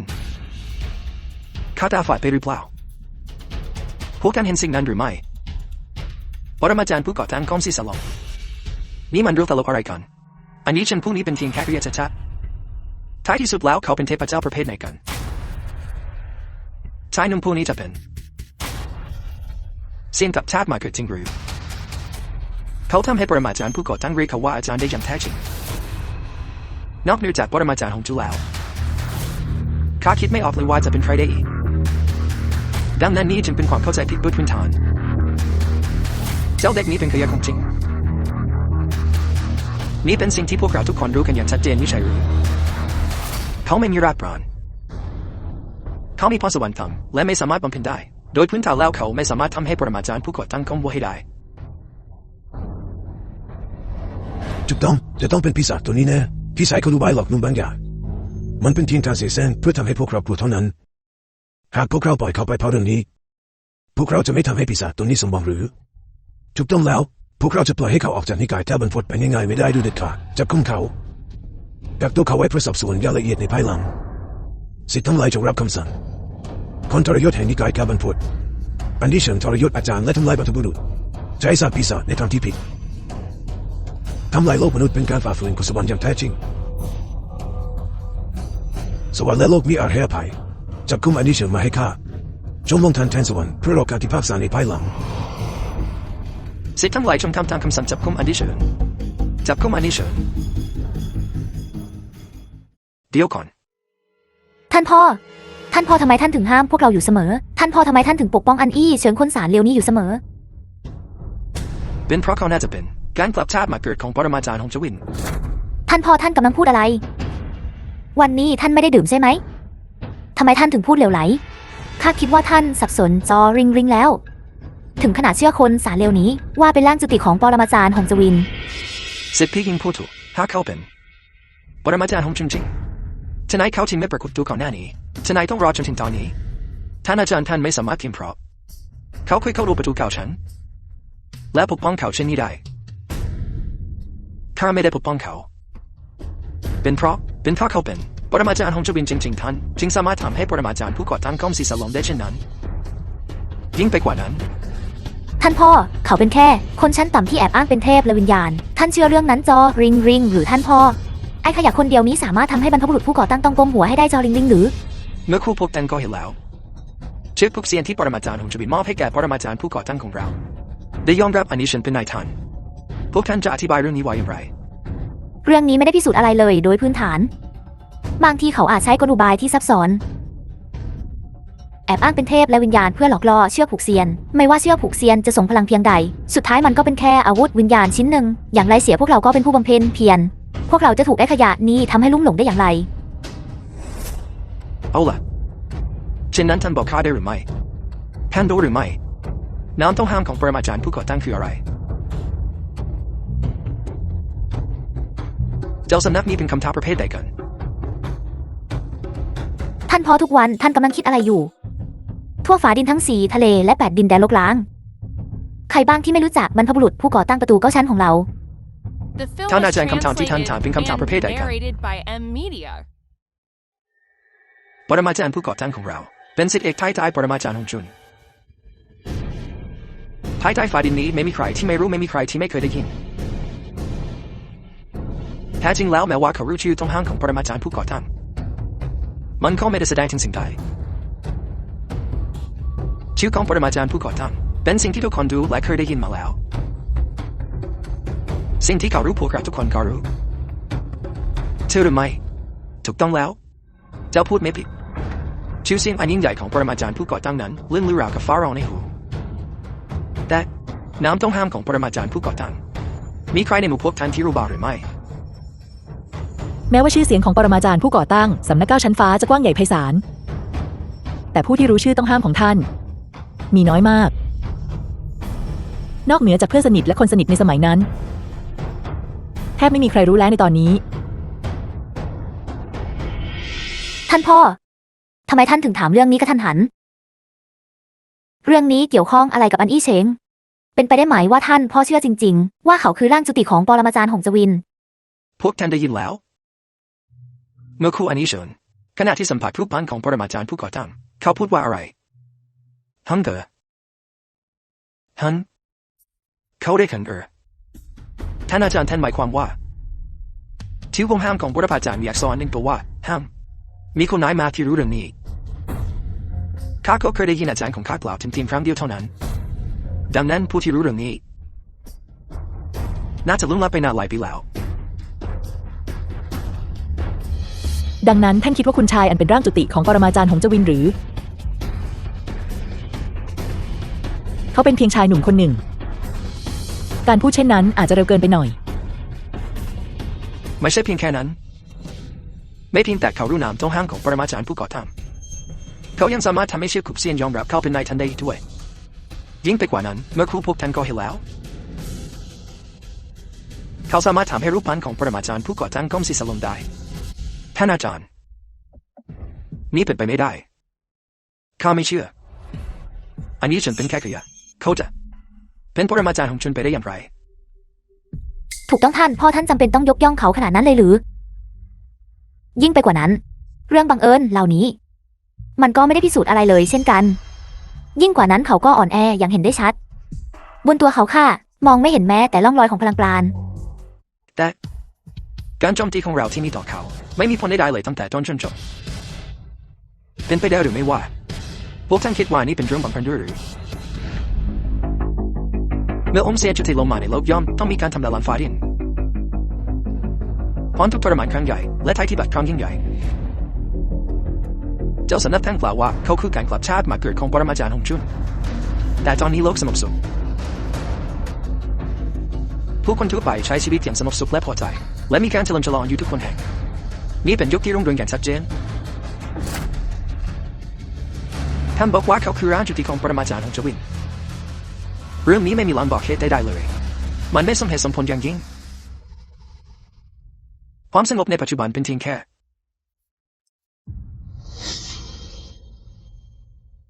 ช่างเกิดอันนี้เฉิน The film was translated เจ้าไม่รู้อะไรเลยจริงๆหรือ and narrated by M Media. ผมไม่รู้จริงๆ ถ้าผมรู้แล้วทำไมผมต้องซ่อนตัวไปทั่วหลีกเลี่ยงการตามล่าของพวกท่านด้วยล่ะใช่ไหม ถ้าอย่างนั้นเมื่อครูเจ้าได้ยินปรมาจารย์ผู้ก่อตั้งเรียกเจ้าจริงๆหรือไม่ เดี๋ยวก่อน การคาดเดาทั้งหมดของพวกท่านเกี่ยวกับคุณชายอัน เราอย่าเพิ่งพูดถึงเรื่องนี้เลย ครั้งนี้ที่ข้ามาที่สำนัก9ชั้นฟ้า ก็เพื่อตามหาสามีของข้าโดยเฉพาะ คุณชายอันคือสามีของข้าที่ข้าได้ทำพิธีแต่งงานไปแล้วข้าต้องพาเขากลับไปทำพิธีแต่งงานให้เสร็จสมบูรณ์ เชิญตามสบาย นั่น คุณหนู บางทีคุณหนูควรพิจารณาอีกครั้งสักหน่อย ผมจริงๆแล้ว เขาไปกับเจ้าไม่ได้ ท่านต้องการอะไรอีกข้าต้องการพาคุณชายอันกลับไปแต่งงาน คุณหนูหนานกงเหตุใดท่านจึงยืนกรานที่จะกักตัวเขาไว้ที่นี่ หรือว่าท่านเองก็มีความรู้สึกต่อ คุณชายอันด้วย ใครมีความรู้สึกดีๆให้เขา เขากับข้ามีความแค้นระดับล้างแค้นสายเลือด ข้าจะปล่อยให้เขา ออกจากประตู9ชั้นนี้ไปทั้งเป็นได้อย่างไร สิทธิพี่ยิงพูดถูกทางที่ดีควรเก็บกบฏผู้นี้ไว้ที่นี่เก็บขังเขาไว้ที่ประตู9ชั้นแล้วค่อยสอบสวนเขาอย่างละเอียดโดยเฉพาะอย่างยิ่งคนใดฆ่าโดยกำเนิดเช่นเขาไปเอาความสามารถมากมายที่มาไม่ทราบเลยมาจากไหนรีบจับอันนี้เชิญมาให้ข้าเดี๋ยวนี้บริลวินคอยจัดการทีหลังขอรับ ขอโทษด้วยแต่ข้าจะไม่ยอมให้ท่านอย่างเด็ดขาด ต่อหน้าข้าพาตัวสามีของข้าไป วันนี้ข้าจะต้องพาคุณชายอันไปให้ได้ ข้าไม่เห็นด้วยอันอี้เฉิงเจ้าไปกับนางไม่ได้ เอาล่ะพวกท่านหยุดเถียงกันได้ไหมหลีกไป คุณชายอัน คนของสำนัก9ชั้นฟ้ามีความเป็นปฏิบัติอย่างลึกซึ้งต่อท่าน การตามข้าไปคือทางเลือกที่ปลอดภัยที่สุดสำหรับท่านพี่ชาย คุณรู้จักบุคคลผู้นี้เป็นสิทธิ์ของสำนัก9ชั้นของเราหากจะต้องจัดการเขาก็เป็นเรื่องที่สำนัก9ชั้นของเราจะต้องจัดการเองท่านกำลังปกป้องเขาเช่นนี้หรือว่าท่านกำลังคิดจะต่อต้านสำนัก9ชั้นของเรา พวกท่านทุกคนทำแบบนี้ได้อย่างไร คุณหนูจางผมต้องการอยู่ที่ประตู9ชั้น ทำไม คุณชายอันท่านรู้ดีว่าการตามข้าไปคือทางเลือกที่ดีที่สุด ทุกคนในสำนัก9ชั้นฟ้าดูถูกท่าน ทุกคนเกลียดท่านและอยากจะเอาชีวิตท่านให้ได้เดี๋ยวนี้ หากท่านตามข้าไปข้าจะปฏิบัติต่อท่านไม่ดีได้อย่างไร แม้ว่าประตู9ชั้นต้องการชีวิตผม แต่คุณหนูสิ่งที่คุณหนูต้องการคือชีวิตที่เหลือของผม การอยู่ที่ประตู9ชั้นอาจไม่จำเป็นต้องแลกด้วยชีวิตผม แต่การติดตามคุณหนูจะทำให้ผมกลายเป็นบุตรเขยที่ต้องอยู่กินตลอดชีวิตอย่างแน่นอน ค คุณหนูจางขอบคุณสำหรับความปรารถนาดีของท่าน แต่ผมก็จำเป็นต้องเข้าใจอย่างชัดเจนว่าผมเป็นใคร ถ้าผมเป็นบุคคลที่เจ้าสำนักกล่าวถึงจริงๆ การกลับชาติมาเกิดของปรมาจารย์หงจวิน เช่นนั้นผมก็ต้องแบกรับความรับผิดชอบนั้น คุณชาย ท่านไม่ต้องการมากับข้าจริง ๆ หรือ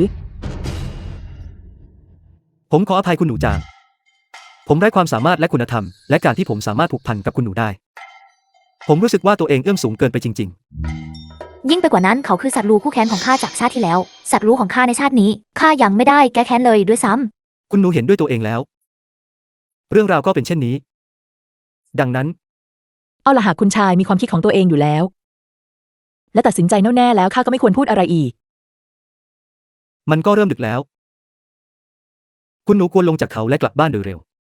ขอบคุณสำหรับความเมตตาของคุณหนู ผมก็เสียใจมากที่ทำให้ความเมตตาของท่านต้องผิดหวัง คุณชายข้ายังพูดไม่จบเลยข้าได้ทำพิธีแต่งงานกับคุณชายไปแล้ว เช่นนั้นเราก็เป็นสามีภรรยากันอย่างเป็นทางการ คุณชายไปที่ใดข้าก็จะไปที่นั่น ข้าต้องการอยู่ที่สำนัก9ชั้นฟ้ากับคุณชาย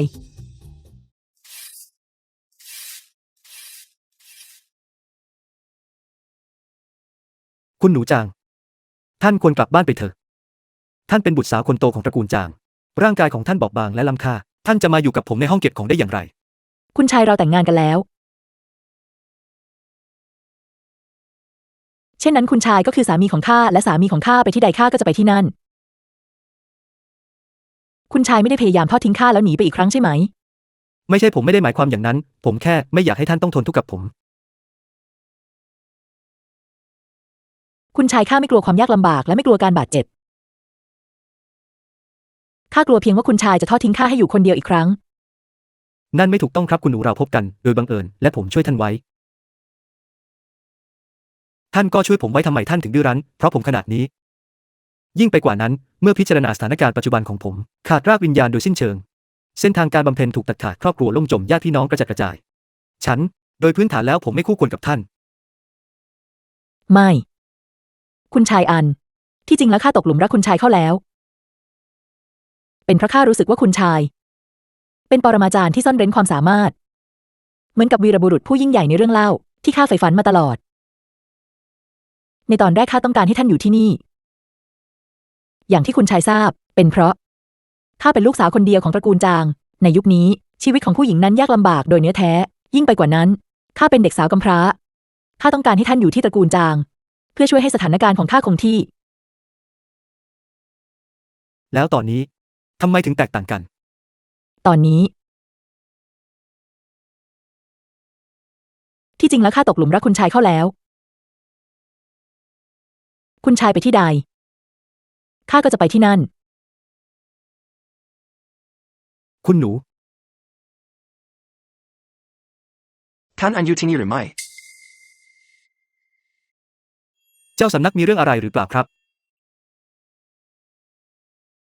ข้ามีบางอย่างที่ต้องการหารือกับท่านอาจเป็นการส่วนตัว ไม่ทราบว่าตอนนี้ท่านสะดวกหรือไม่ สะดวกครับ เจ้าสำนักเชิญนั่งก่อน ดีมาก หากคุณชายยังมีธุระสำคัญ เช่นนั้นข้าจะไม่รบกวนท่านอีกต่อไปข้าขอตัวออกไปข้างนอกก่อน อันนี้เฉิง คุณหนูใหญ่ ท่านมีธุระอะไรที่นี่หรือ ประตู9ชั้นนี้เป็นอาณาเขตของข้าถ้าข้าไม่มีอะไรทำข้าจะมาเดินเล่นที่นี่ไม่ได้หรือ ท่านเข้าใจผิดแล้วข้าจะกล้าพูดเช่นนั้นได้อย่างไร ข้าแค่คิดว่าที่พักของข้าที่นี่ค่อนข้างส่อมซ่อคุณหนูใหญ่จะมาพักที่นี่ได้อย่างไร ไม่ใช่หรือ ดูเหมือนเจ้าจะรู้สถานะของตัวเอง ตอนนี้เจ้าเป็นนักโทษของข้า เช่นนั้นหากคุณหนูใหญ่ ไม่รังเกียจห้องเก่าซอมซ่อของข้า เชิญท่านเข้ามานั่งด้านใน รีบนำทางไป พวกเขาจัดสถานที่สุดโทรมแบบนี้ให้เจ้าจาริงลิงหรือ ท่านก็พูดเองว่าข้าเป็นนักโทษของประตู9ชั้น ท่านคาดหวังให้ข้าไปพักในพระราชวังหรือ โชคดีที่นี่เป็นแค่โรงเก็บฟืน ไม่ใช่ห้องขัง The film was ข้าไม่ได้หมายความอย่างนั้น translated and narrated ข้าหมาย by ถึง M. ทำไมเจ้าถึงไม่ได้อยู่ในคุกน้ ก่อกรรมทำเข็นมากมายขัดต่อหลักการแห่งสวรรค์การปล่อยให้เจ้าอยู่ในโรงเก็บฟืนเป็นการผ่อนปลนให้เจ้ามากเกินไปจริง ฟังข้าก่อนคุณหนูใหญ่ข้าไปก่อกรรมทำเข็นที่ท้าทายสวรรค์อะไรไว้กัน ท่านถึงได้เกลียดข้ามากขนาดนี้ ๆ ครอบครัวของเจ้าพรากชีวิตคู่มั่นของข้าไปข้าไม่ควรเกลียดเจ้าหรือ ท่านเองก็พูดไปแล้ว นั่นเป็นเรื่องของครอบครัวข้าตอนนั้นข้ายังเด็กอยู่เลย มันไม่ใช่สิ่งที่ข้าต้องการ ยิ่งไปกว่านั้น ท่านรักคู่มั่นของท่านมากขนาดนั้นเชียวหรือ แน่นอน ตั้งแต่ข้ายังเด็ก แม่ของข้าบอกข้าว่า เมื่อข้าโตขึ้นข้าจะต้องแต่งงานกับเขาและเป็นเจ้าสาวของเขาข้าทำงานหนักและฝึกฝนอย่างขยันขันแข็งเพื่อวันนั้น แต่จู่ๆวันหนึ่งคนผู้นั้นก็เสียชีวิตความพยายามทั้งหมดหลายปีของข้าก็สูญเปล่าโดยสิ้นเชิงข้าจะไม่เกลียดเจ้าได้อย่างไร ถูกต้องถ้าไม่ใช่เพราะเจ้าข้าจะถูกคนอื่นเยาะเย้ยได้อย่างไรข้าต้องรักษาความบริสุทธิ์ไว้ทั้งที่ยังไม่ได้แต่งงานทั้งหมดนี้จะเป็นผู้มอบให้ข้าอันอีเฉิง คุณหนูใหญ่หนานกงผู้นี้ ดูเหมือนจะควบคุมอารมณ์ไม่ค่อยได้ คุณหนูใหญ่โปรดอย่าเพิ่งตื่นเต้น ข้าต้องการเอาชีวิตเจ้า เพื่อแก้แค้นและชำระล้างความเกลียดชัง ทุกการเคลื่อนไหวของนางล้วนไร้กาจแต่การกระทำของนางขาดวินัย ไม่เหมือนผู้ฝึกยุทธที่ควบคุมตนเองได้ดีเลยแม้แต่น้อย กลับดูเหมือนคนบ้าเสียมากกว่า คุณหนูใหญ่หนานกงโปรดอย่าเพิ่งตื่นเต้น ความตื่นเต้นง่ายต่อการทำผิดพลาดครอบครัวข้าทำลายคู่มั่นที่อาภัพของท่านข้ายังไม่มาที่ประตู9 ชั้นเพื่อรับใช้ท่านเยี่ยงวัวเยี่ยงม้าอีกหรือ หงุดหงิดหรือ เจ้าคิดมากไปแล้วข้าแค่ต้องการชีวิตเจ้า ไม่นักท่านจะบาดเจ็บเพราะข้าทำไมท่านถึงจำอะไรไม่ได้เลย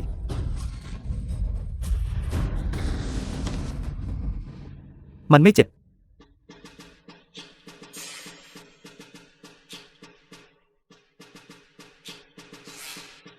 คุณหนูใหญ่หนานกง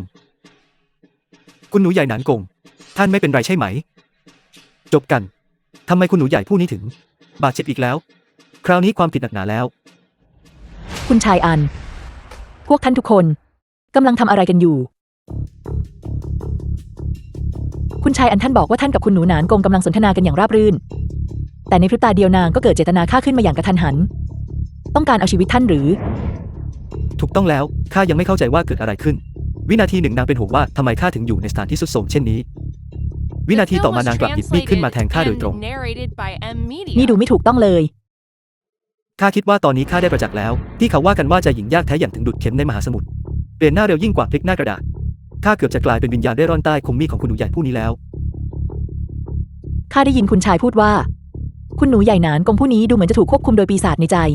ดังนั้นนางจึงเข้าสู่เส้นทางมารในกรณีนั้นอารมณ์ของนางก็เปลี่ยนไปอย่างรุนแรงในทันที เช่นนั้นก็สมเหตุสมผล อารมณ์แปรปรวนอย่างรุนแรงปีศาจเข้าสิงหรือ เป็นไปได้ไหมว่าอาการจิตเภทในที่ของท่านนี้ คือสิ่งที่ท่านเรียกมันว่าเช่นนี้ คุณชาย ท่านกำลังพูดถึงอะไร โรคจิตเพศคืออะไร ไม่มีอะไร ตอนนี้คุณหนูใหญ่กงหานเป็นอย่างไรบ้าง อาการบาดเจ็บของนางสาหัสหรือไม่ นางน่าจะตื่นขึ้นในไม่ช้า เพียงแต่บาดแผลเก่าถูกซ้ำเติมด้วยบาดแผลใหม่ ข้าเกรงว่านางจะไม่สามารถเดินไปมาได้ใน2 วันนี้ คุณหนูใหญ่ผู้นี้เกี่ยวกับเรื่องที่ต้องการเอาชีวิตข้า ช่างภาพเพียนเสียจริง ทำไมข้าถึงมาอยู่ที่นี่ พวกเจ้าทุกคนนี่คือ ท่านจำไม่ได้หรือว่าเมื่อครู่เกิดอะไรขึ้น ข้าจำได้แค่ว่ามาที่ห้องนี้ในฐานะแขกผลก็คือข้าไม่รู้ว่าทำไมจู่ๆหัวใจของข้าก็ลุกโชนด้วยความปวดที่ไม่มีเหตุผล หลังจากนั้นข้าก็หมดสติไป เมื่อข้าตื่นขึ้นข้าก็มาอยู่ที่นี่แล้ว คุณหนูใหญ่กงหานข้าเห็นสถานการณ์ของท่านแล้ว ข้าเกรงว่ามันคือมารในใจที่กำลังก่อปัญหา ดังนั้นท่านจึงเข้าสู่เส้นทางมาร ตกสู่เส้นทางมารหรือเป็นไปได้อย่างไร ตั้งแต่เด็กพลังจิตของข้าก็แข็งแกร่งเทียบไม่ได้กับคนธรรมดาทั่วไปอย่างสิ้นเชิง ยิ่งไปกว่านั้นข้ายังเป็นลูกสาวคนเดียวของท่านพ่อเป็นผู้สืบทอดของประตู9 ชั้นข้าจะตกสู่มรรคมารได้อย่างไรกัน ยิ่งกว่านั้นตลอดหลายปีที่ผ่านมาข้าไม่เคยมีจิตมารแม้แต่น้อย เรื่องนี้เป็นไปได้อย่างไร หากไม่มีมารในใจเหตุใดจึงเข้าสู่เส้นทางมารอย่างกระทันหันได้ เว้นแต่เมื่อครู่ภายในไม่กี่อึดใจ ท่านได้พัฒนามารในใจขึ้นมา และถูกควบคุมโดยมารในใจ เช่นนั้นจึงจะสมเหตุสมผล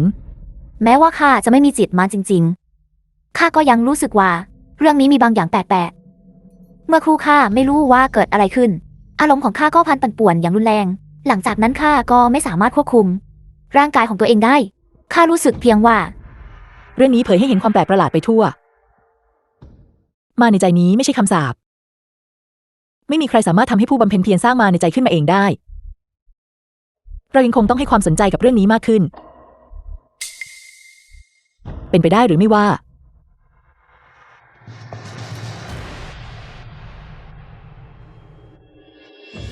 เจ้าหัวเราะทำไม ไม่มีอะไรข้าแค่คิดถึงเจตนาเดิมของคุณหนูใหญ่ ซึ่งความจริงแล้วไม่ได้ต้องการเอาชีวิตข้าและข้ารู้สึกยินดีมาก ใครบอกว่าข้าไม่อยากเอาชีวิตเจ้า ให้ข้าบอกเจ้า การเอาชีวิตเจ้าคือความตั้งใจเดิมของข้า เอาละคุณหนูใหญ่ รีบพักผ่อนสักครู่เถิด เจ้าไม่โทษข้าหรือ ข้าไม่โทษท่าน ทำไมถึงเป็นเช่นนั้น ข้าพยายามเอาชีวิตเจ้ามาหลายครั้งแล้ว คุณหนูใหญ่แม้ว่าท่านจะวางแผนมาโดยตลอด ที่จะเอาชีวิตข้าเพื่อแก้แค้นให้คู่มั่นของท่าน ท่านก็ไม่เคยทำสำเร็จเลยแม้แต่ครั้งเดียว กลับกันท่านกลับทำร้ายตัวเองบาดเจ็บมากมายขนาดนี้ข้าจะเหลือเหตุผลอะไรให้ตำหนิท่านได้อีก ท่านหิวหรือไม่ที่นี่ห่างไกลมาก ไม่มีอะไรให้กินเลยข้าทำเอง หรือท่านอยากกินอะไรข้าจะไปทำมาให้ท่าน ข้าบำเพ็ญเซียน ข้าจะหิวได้อย่างไรกัน ข้าแค่ ข้าก็หิวเล็กน้อยเหมือนกัน เรากินบะหมี่ต้นหอมกันไหม ข้าบอกเจ้าไปแล้ว ข้าไม่ต้องการมันค่ะ ตกลงงั้นก็ตัดสินใจตามนี้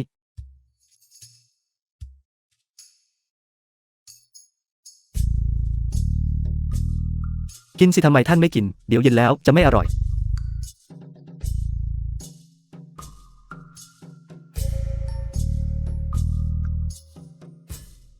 อร่อย แน่นอนข้าไม่ได้โอ้อวดกับท่านหรอกนะ ฝีมือทำอาหารของข้าเทียบได้กับเชฟ5 ดาวเลยทีเดียว แต่ทำไมเจ้าถึงทำสิ่งนี้ให้ข้า ข้ามาที่นี่เพื่อเอาชีวิตเจ้า หากท่านต้องการเอาชีวิตข้าท่านไม่ควรกินให้อิ่มก่อนหรือ รีบกินเถิดเมื่อท่านกินเสร็จแล้วข้าจะทานยาให้ท่าน แต่ท่านต้องไม่ขยับตัวอย่างประมาท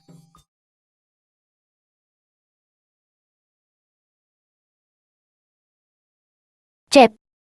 ขออภัย ดูข้าสิข้าไม่รู้กำลังของตัวเองเลยข้าจะอ่อนโยนกว่านี้ ทำไมถึงเป็นเช่นนั้น เจ้าก็รู้ชัดว่าข้าต้องการเอาชีวิตเจ้า ทำไมเจ้ายังปฏิบัติต่อข้าดีขนาดนี้ นี่เป็นกลอุบายของเจ้าอีกแล้วใช่ไหม เพื่อทำให้ข้าใจอ่อนและเลิกแก้ The แค้น film was translated ใช่ถ้าอย่างนั้น and เจ้าควรจะสง narrated สาร by ข้า M Media. ดูสิเจ้าทำร้ายตัวเอง แถมข้ายังต้องคอยดูแลเจ้าอีก มันง่ายสำหรับข้าหรือไง เจ้าสามารถโยนข้าออกไปได้เลย ปล่อยให้ข้าดูแลตัวเอง เจ้าแค่ต้องเพิกเฉยต่อข้า เอาเถอะข้าคิดว่าตอนนี้ข้าเข้าใจแล้ว ว่าสิ่งที่ยากที่สุดในโลกนี้คืออะไร สิ่งที่ยากที่สุดคืออะไร นอกเหนือจากศาสตราวุธศักดิ์สิทธิ์โลระฆังทองคำมันก็คือปากของเจ้าคุณหนูใหญ่นานกงนี่แหละ ข้าจะเอาชีวิตเจ้า เอาล่ะ การที่สตรีสาวเอาแต่ต่อสู้และฆ่าฟันกันเช่นนี้มันเป็นกิริยาที่เหมาะสมได้อย่างไร ยิ่งกว่านั้นเจ้าเคยรักคู่มั่นของเจ้าอย่างแท้จริงและลึกซึ้งหรือไม่ แน่นอนเขาเป็นคู่มั่นของข้า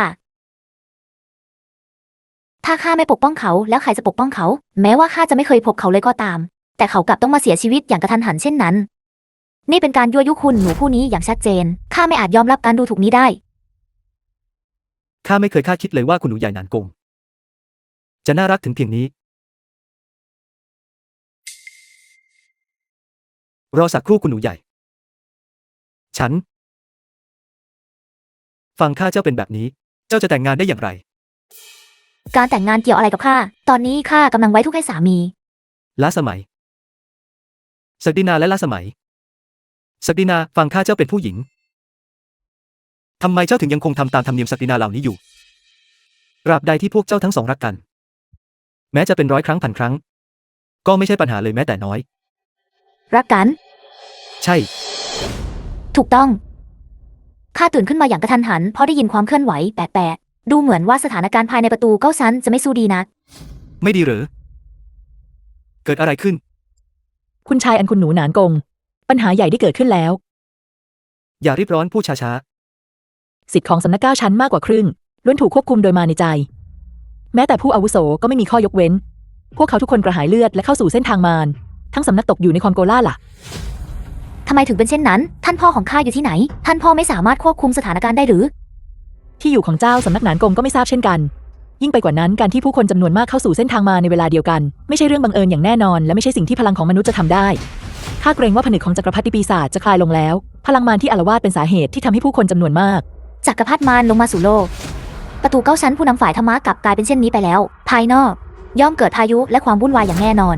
ความทุกข์ทรมานจะเกิดแก่สรรพชีวิต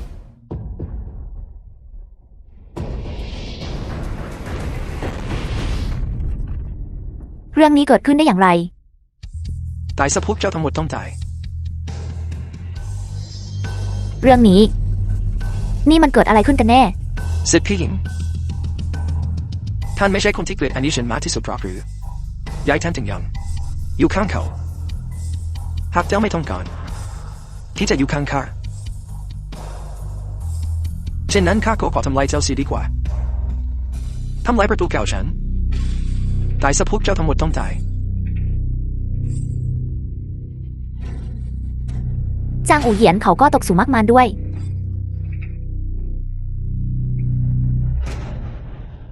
จูไว้อินเจ้าขโมยความดีความชอบของข้าครั้งแล้วใครๆเขารู้ว่าเจ้าอยากเป็นเจ้าสำนักมาโดยตลอดเจ้าสำนักให้ความสำคัญกับเจ้าเสมอมาด้วยเหตุผลใดกันวันยินฮงเจ้าก็เป็นแค่คนบาดเจ็บธรรมดาเท่านั้น The film was translated and narrated by M. ตำแหน่งเจ้า Media. สำนักจะตกเป็นของใครกันแน่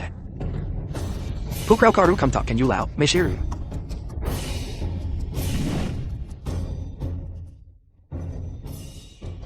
พวกเขาบ้าไปแล้วทุกคนบ้าไปหมดแล้ว ท่านพ่อของข้าอยู่ที่ไหน ท่านพ่อของข้าอยู่ที่ไหน เขาไปที่โถงปราบวิญญาณ แต่เมื่อคำนวณเวลาแล้ว ตอนนี้เขาควรจะกลับมาแล้ว คุณใช่อันข้าเข้าใจสถานการณ์อยู่ทั่วไปแล้วรับนี้ไป ที่ลูกข้าฝากท่านจัดการ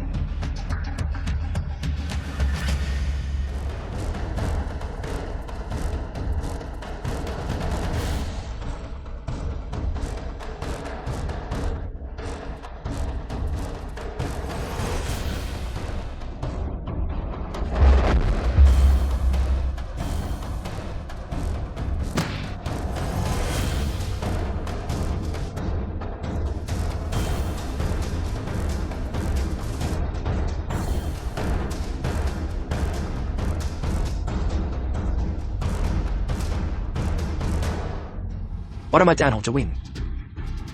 ปรมาจารย์ของจวินได้จุติลงมาบนโลกแล้วรู้พลังศักดิ์สิทธิ์เช่นนี้จะเป็นใครไปได้อีกนอกจากปรมาจารย์ของจวิน ข้าคือหงจวิน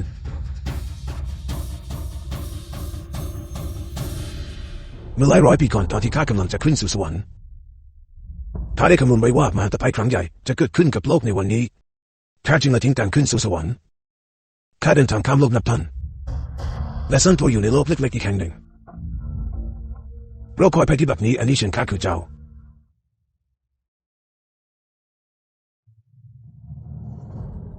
เจ้าคือข้า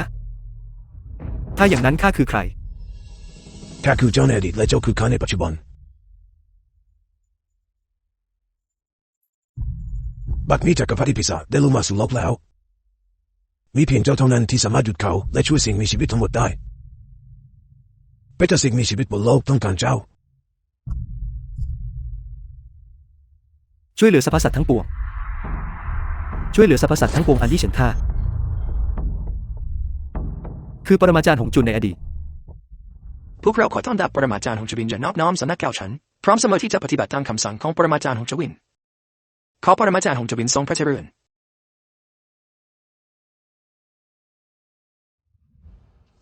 บัดนี้พลังมารของ9 ชั้นประตูได้ถูกชำระล้างแล้ว ส่งคนไปรักษาชาวบ้านที่อยู่ใกล้9 ชั้นประตู ข้ากำลังเตรียมตัวจะจากไปแล้ว ปรมาจารย์ของจวินโปรดดูแลตัวเองด้วยขอปรมาจารย์ของจวินโปรดดูแล ทุกท่าน จนกว่าเราจะได้พบกันใหม่ สตรีทั้งหลาย คุณชาย ไม่ว่าท่านจะไปที่ใดข้าก็จะติดตามท่านไปที่นั่น แล้วเจ้าล่ะ ฉัน ข้าอนุญาตให้เจ้าเป็นคู่มั่นของข้า แน่นอน ข้าจะไปกับเจ้าเพื่อช่วยเหลือสรรพชีวิตด้วย